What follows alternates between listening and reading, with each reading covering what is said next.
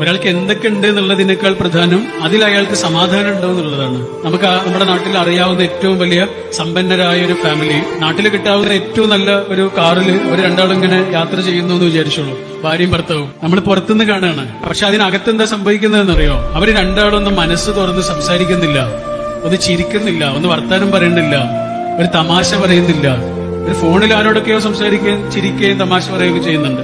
പക്ഷെ അവര് തമ്മില് യാതൊരു തരത്തിലുള്ളൊരു ഇമോഷണലി കണക്റ്റഡ് അല്ല, ബോണ്ടിങ് ഇല്ല.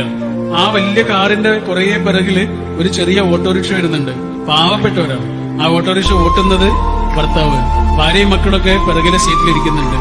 ഒരു തമാശ പറഞ്ഞ് രസങ്ങൾ പറഞ്ഞ് ചിരിച്ച് ഭയങ്കര രസമായിട്ട് ആ ചെറിയ ഓട്ടോറിക്ഷ ഇങ്ങനെ പതുക്കെ പോകുന്നുണ്ട്.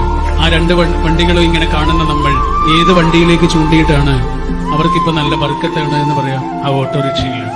എന്താണ് ബർക്കത്ത്? മനസ്സമാധാനം.